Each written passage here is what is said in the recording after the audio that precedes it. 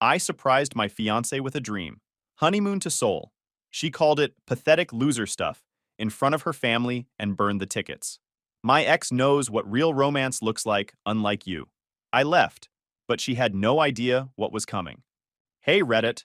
My fiancée humiliated me at her sister's party by trashing the honeymoon trip I'd saved 8 months for, then announced she's running off to Italy with her ex. Problem is, when you're the paperwork guy who's been handling everyone's shit for free, well, that didn't end up well. For them. I'm Nick, 32 male.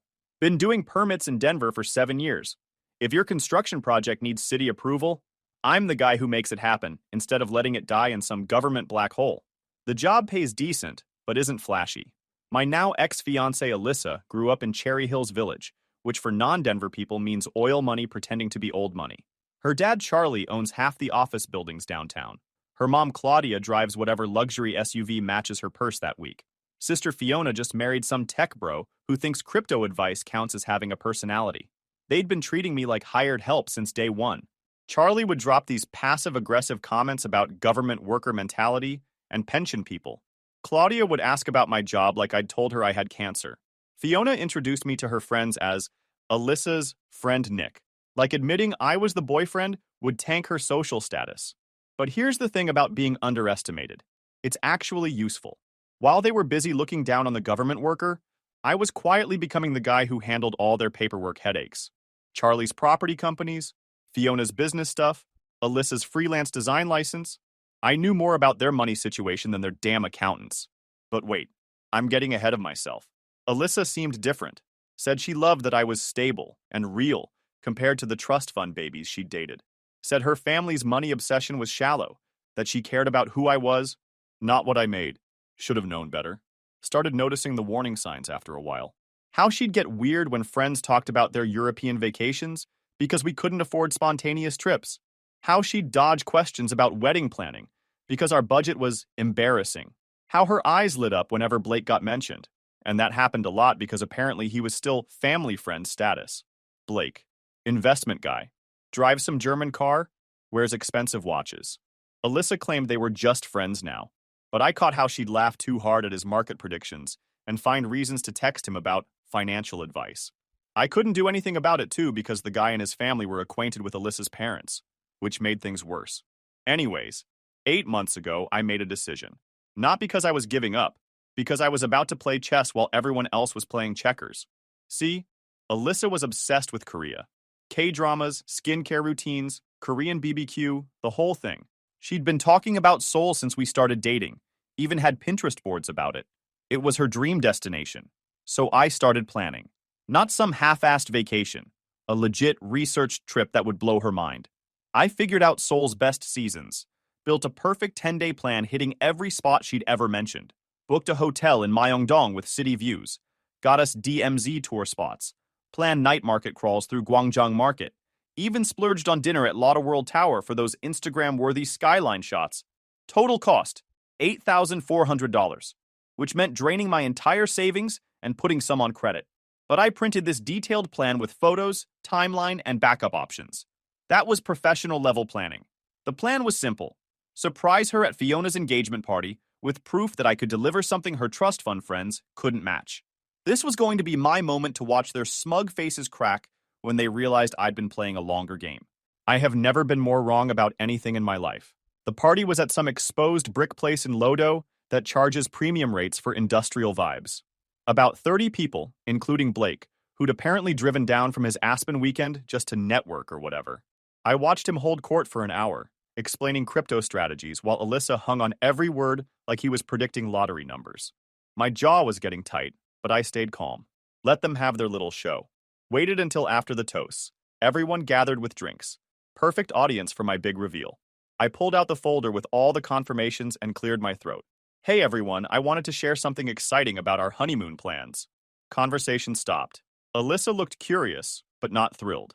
First red flag I should have caught. I started explaining Seoul like I was giving a presentation. I'm watching her face, expecting the reaction any normal person would have to their dream trip being delivered on a silver platter. Instead, I watched her expression shift from confusion to something that looked like she'd just tasted rotten milk. She took the folder, flipped through pages like she was examining evidence at a crime scene, getting redder with each confirmation. The whole room went dead quiet, watching this disaster unfold in real time. Then she looked at me with pure disgust and said, "Are you freaking serious right now?" Everyone staring. Me standing there realizing I'd just walked into an ambush I didn't even see coming.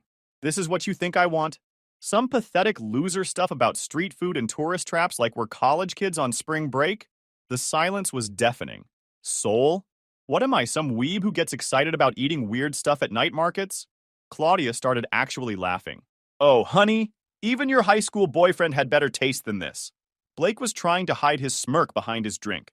Fiona was shaking her head like she'd seen this exact disaster coming from miles away. But Alyssa wasn't done.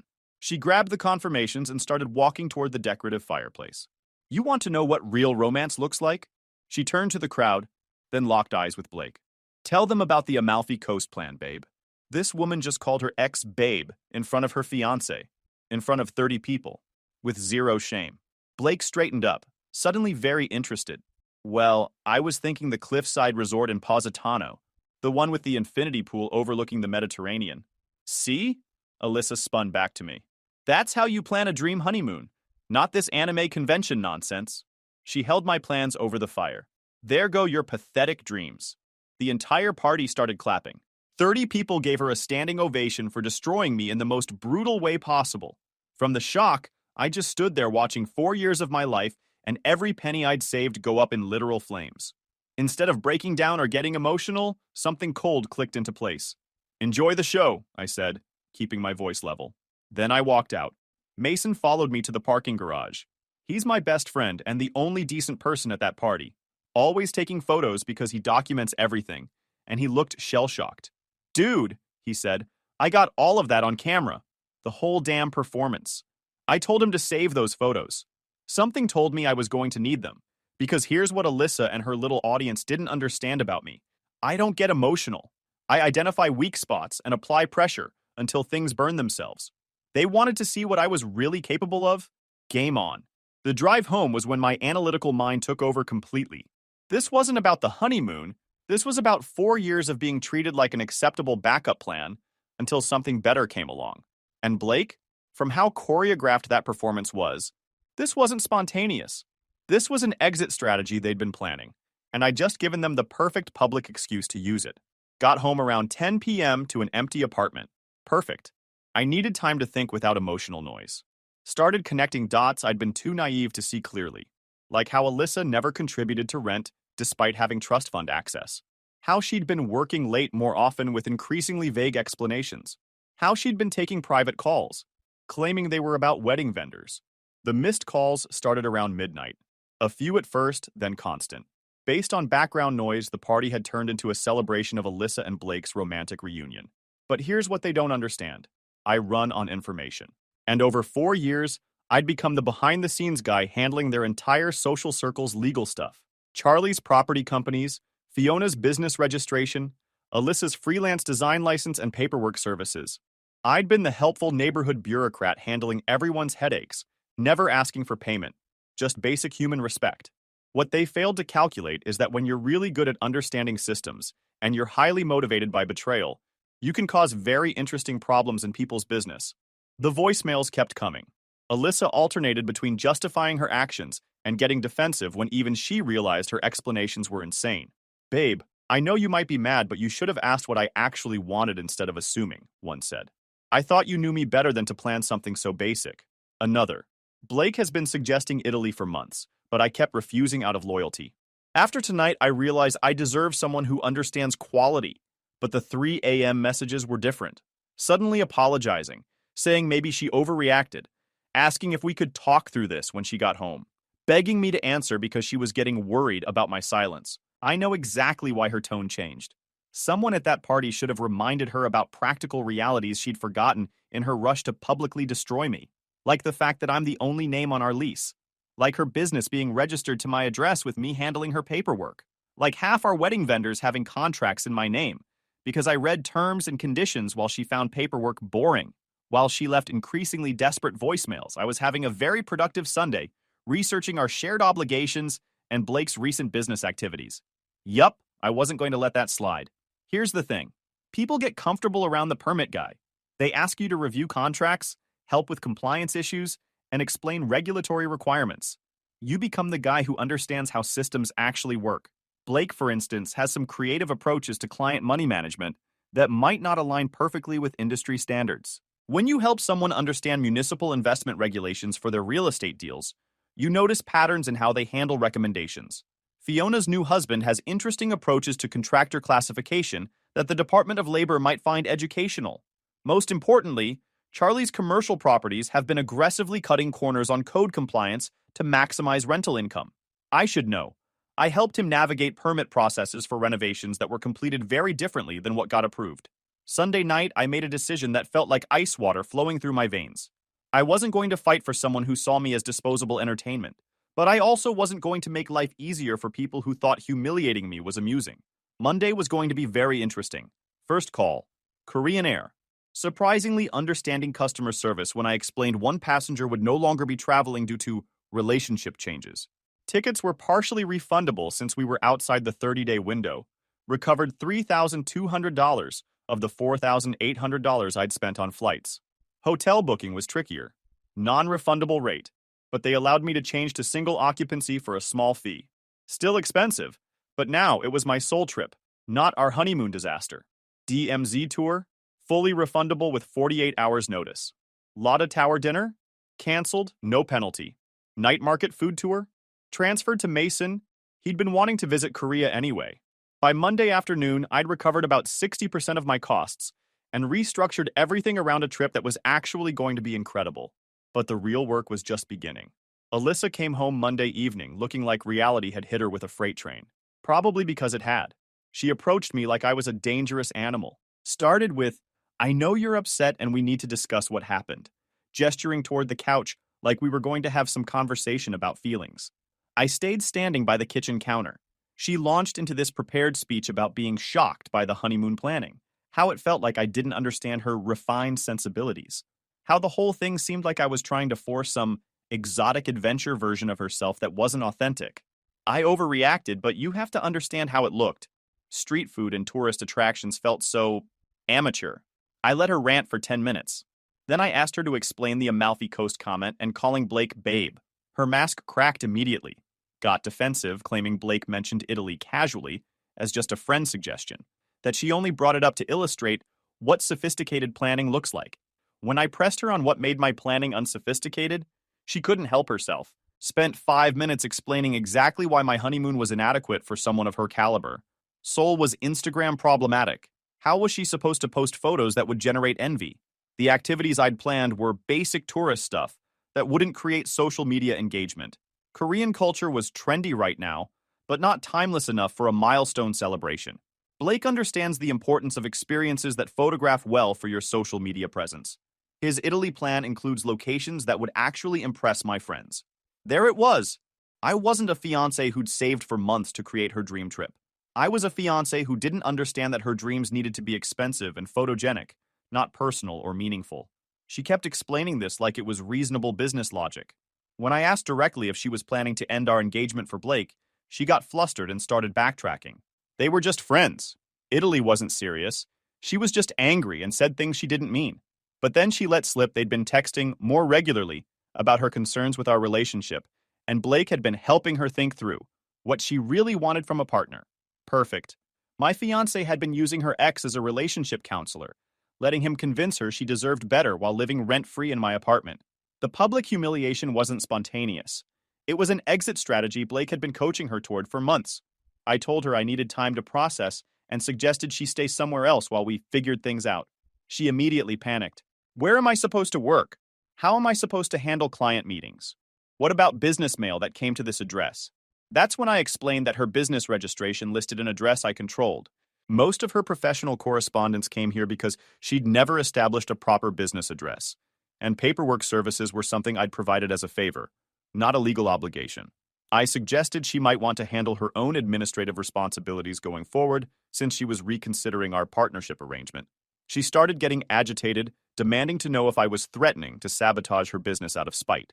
I wasn't threatening anything, just pointing out she might want to consider practical implications of whatever decision she was making about our future. After she left to stay with her friend Sarah, I made some calls. First to our landlord, explaining my roommate situation was changing and confirming terms for single occupancy.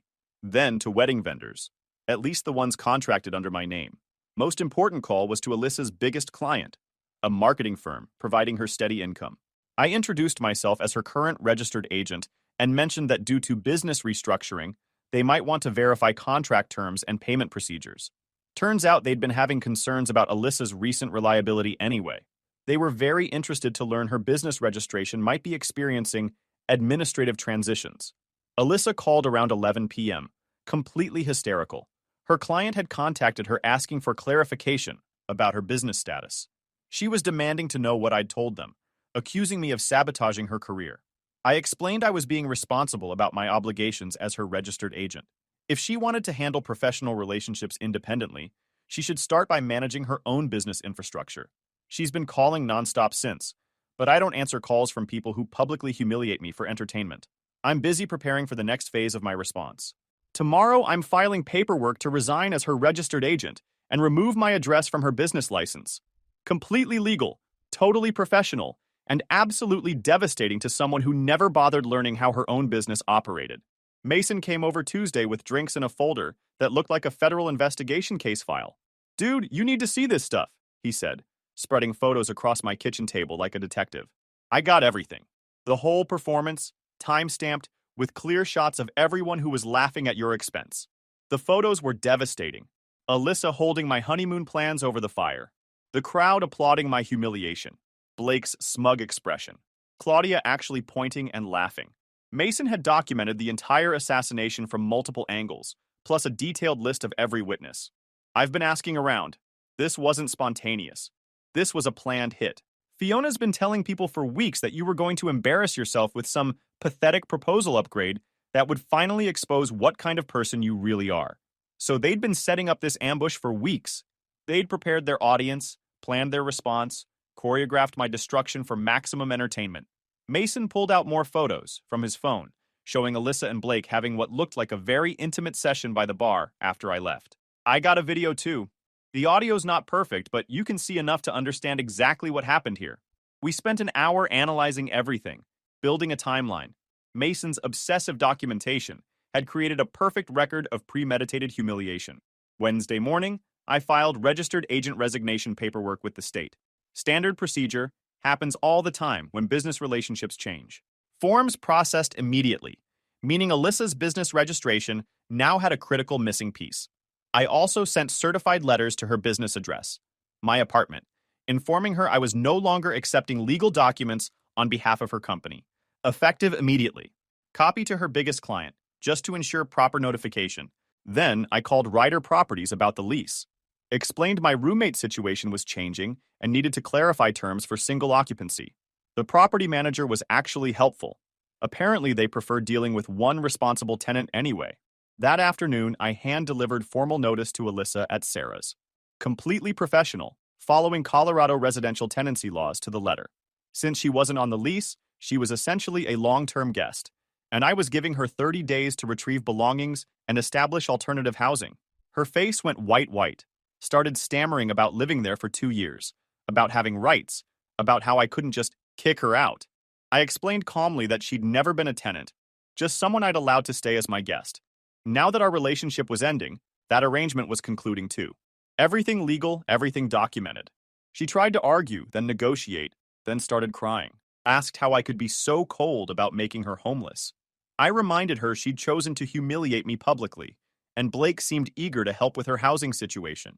Maybe his Amalfi Coast budget could cover a security deposit somewhere. Thursday morning, call from her client.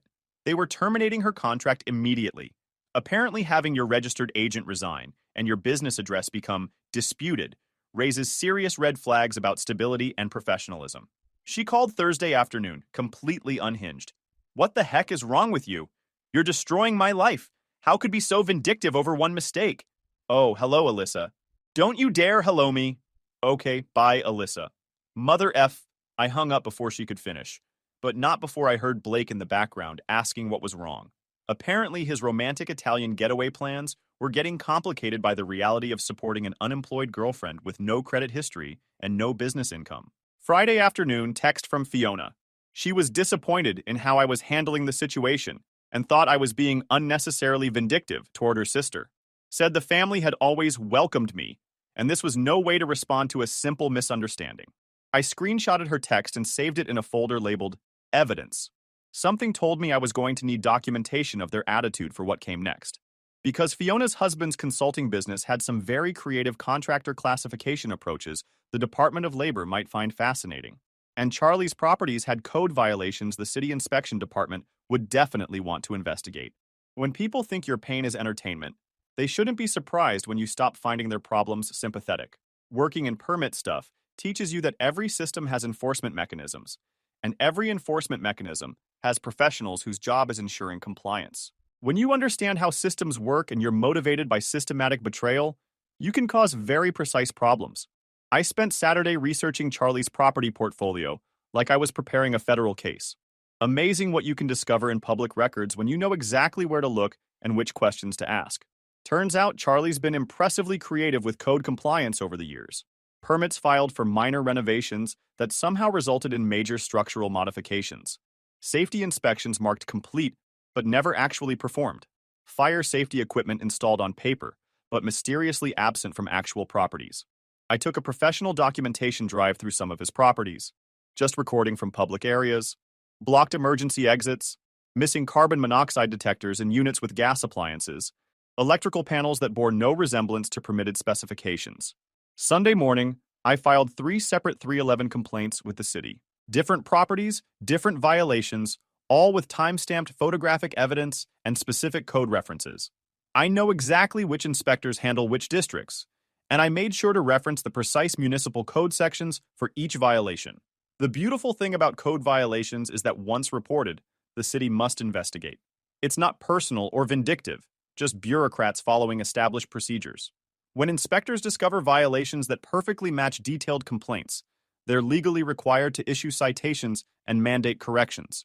Monday morning, call from my contact Mike in the building inspection.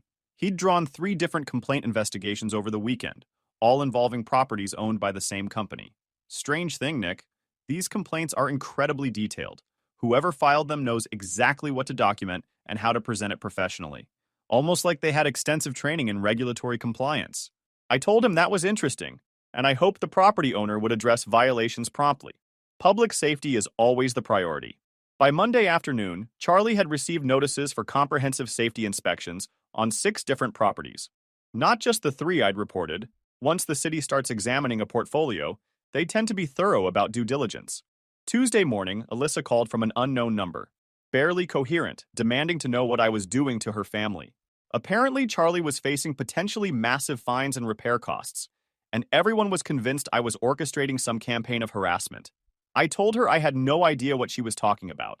If her father's properties were experiencing code compliance issues, perhaps he should have maintained them according to legal standards instead of maximizing profit margins through regulatory shortcuts. She accused me of waging war against her entire family over a relationship dispute, claiming this proved I was dangerous and unhinged.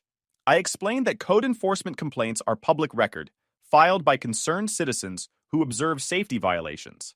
If Charlie's buildings were properly maintained, inspections wouldn't discover anything problematic. She hung up, but not before I heard her telling someone in the background I was completely psychotic, and they needed to take action against me. That afternoon, I got a call from a number I didn't recognize. Professional tone, polite introduction, asking if I was the Nick who'd filed several municipal complaints recently.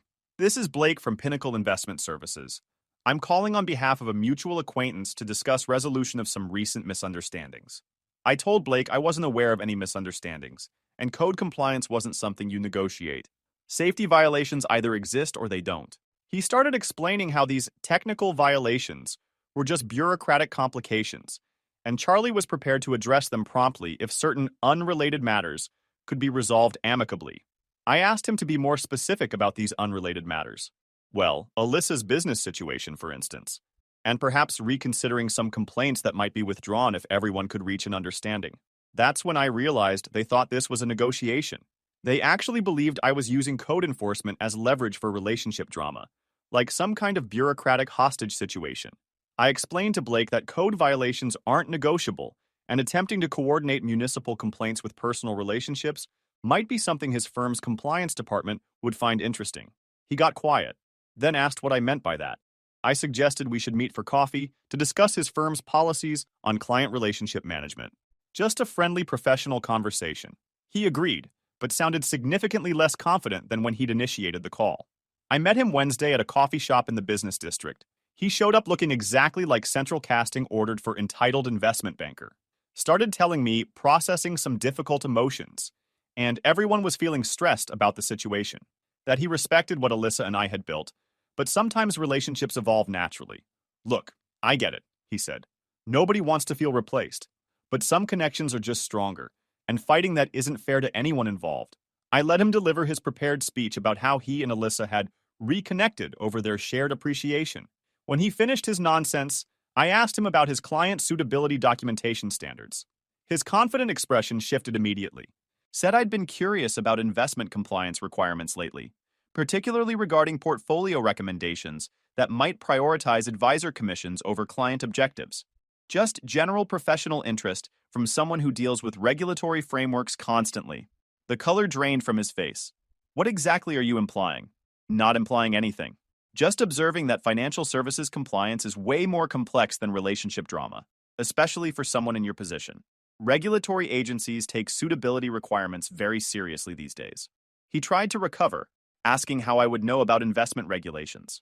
I explained municipal permit work exposes you to all kinds of regulatory oversight, banking compliance, insurance requirements, professional licensing standards. I'm sure your firm maintains excellent compliance protocols, I said. Just thought you should understand regulatory issues can be more complicated than personal issues. Much harder to resolve through negotiation. His confidence was fading. What do you want from this conversation exactly? I stood up and dropped a 5 on the table. Nothing. Just wanted to make sure we understood each other's priorities. Then I left him sitting there with the realization things were about to get expensive. That afternoon, I submitted an anonymous tip to the Financial Industry Regulatory Authority. Just observable patterns in client portfolio recommendations that might warrant professional review. Completely factual, thoroughly documented, and absolutely catastrophic for someone whose income depends on regulatory approval. Thursday morning, Mason called to report Alyssa had been posting on social media about toxic people and harassment campaigns. I told Mason to screenshot everything. If this was becoming a public battle, I wanted complete documentation of exactly how she chose to characterize events. By Thursday afternoon, Blake had stopped returning Alyssa's calls. Fascinating how quickly romantic gestures evaporate when regulatory scrutiny appears. Alyssa's 30-day notice expired Friday.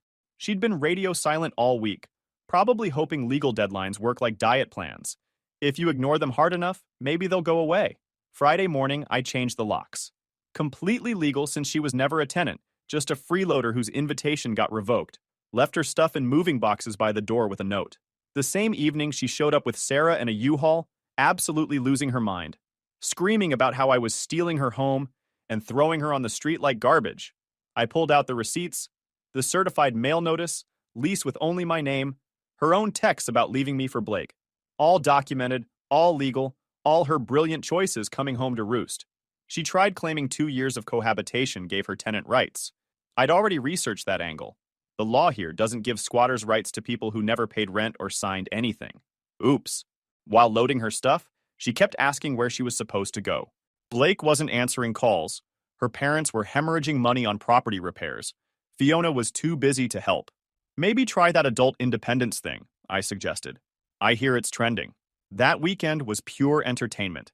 Desperate voicemails from different numbers as she burned through her entire friend network. Turns out nobody wanted to house an unemployed woman having a public meltdown. The best part? Her story completely flipped. She was no longer celebrating her liberation from the boring worker. Now she was the victim of a harassment campaign by someone who couldn't handle rejection. Sunday night, Claudia called. She was disappointed in how I was handling things and thought I should consider family relationships. I am considering them, I told her. That's why I'm making sure Charlie's buildings don't collapse and kill someone before the city forces him to fix them. She sputtered about minor violations that weren't dangerous. I explained that's literally what they said about the building that pancaked in Florida. She hung up, but I heard Charlie in the background. What kind of person files complaints against family? The kind who remembers that you're not family, idiot. Monday morning, I sent FINRA some additional documentation about Blake's creative client recommendations. I knew exactly which information would make them very interested. By Monday afternoon, Alyssa was living with some acquaintance in Aurora, working retail in Cherry Creek just to split rent. Her design business was completely dead. No registration, no clients, no infrastructure. The engagement ring? Pawned for peanuts. Turns out Blake's family heirloom was cubic zirconia in a vintage setting. Even her jewelry was fake. And Blake, vanished the second FINRA, started asking questions. Funny how romantic Italian getaways disappear when your professional license is threatened? 2 weeks later, I got served. Alyssa was suing me for $15,000 in damages for my alleged harassment campaign and illegal eviction. According to her paperwork, I'd destroyed her business out of spite and illegally kicked her out of her home. She wanted money for lost income, moving costs, and emotional distress. I called my buddy in the clerk's office. Small claims is all about documentation, he said. Feelings don't win cases. Paperwork does. So I built a defense that would make a federal prosecutor jealous.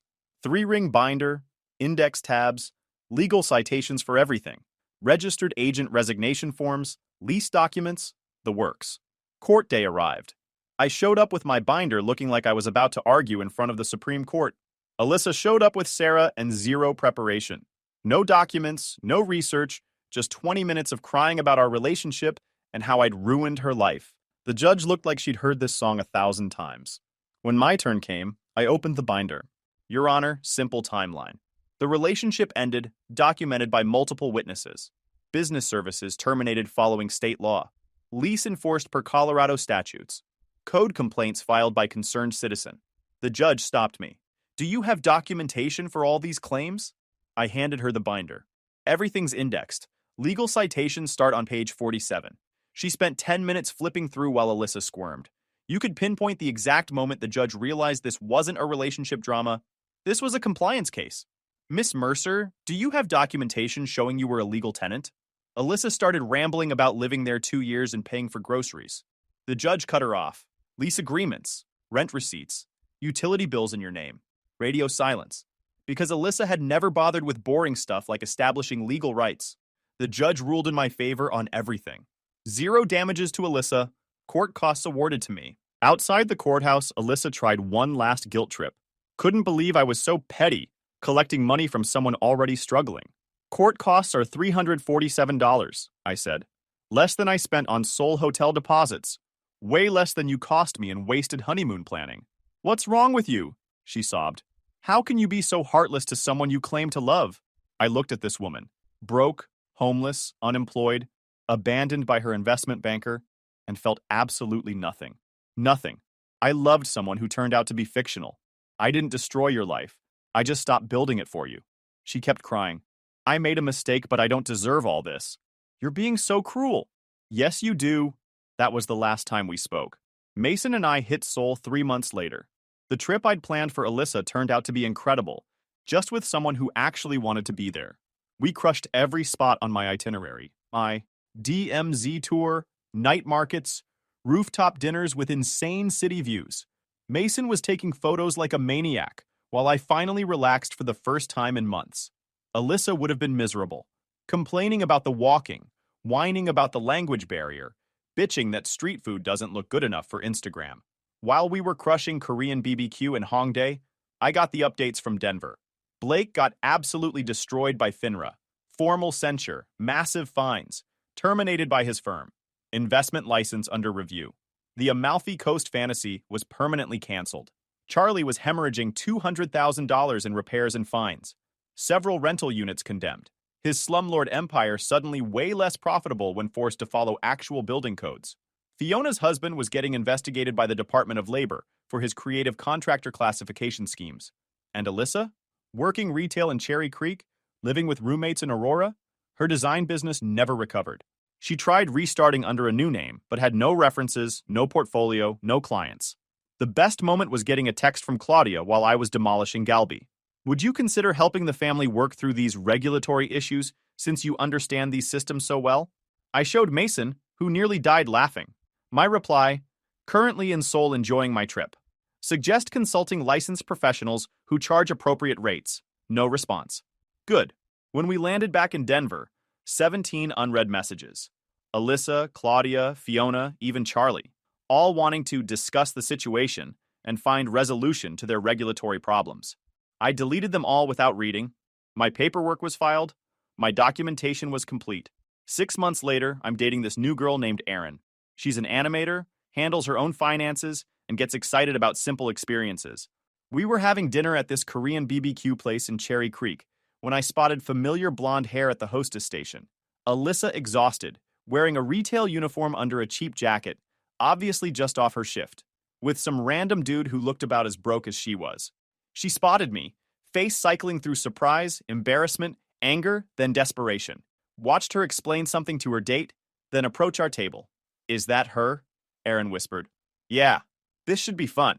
Alyssa strutted over with that fake confident smile people wear when they're about to make a scene. "Well, well," Nick and his companion. She sized up Erin like competition. "Enjoying Korean food?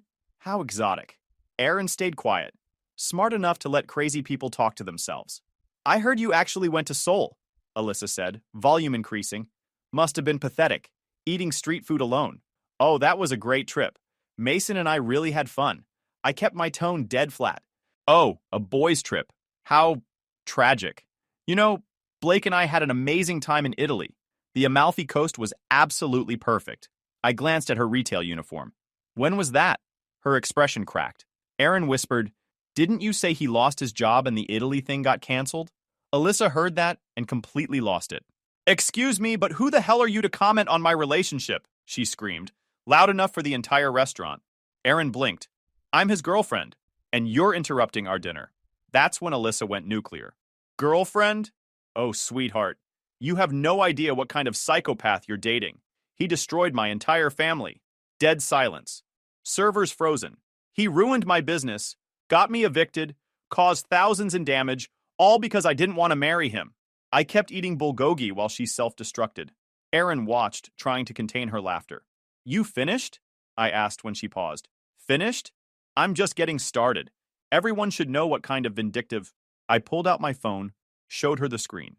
Recording app, active. Colorado's one-party consent. "You just committed defamation in front of 30 witnesses. Thanks for the evidence." Her face went white. "You can't sue you?" "Absolutely. Get you fired from whatever retail job you're working?" "Probably. Have you trespassed for harassment?" "Let's find out." I signaled the manager, who was already approaching. "Ma'am, you need to leave. You're disturbing customers."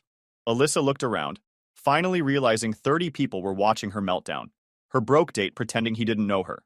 "This isn't over," she said, voice shaking. "Yeah, it is." She stormed out. Through the window, I watched her date ditch her in the parking lot, driving away while she stood there alone. The restaurant went back to normal. Erin picked up her chopsticks like nothing happened. "Yup, she's not crazy.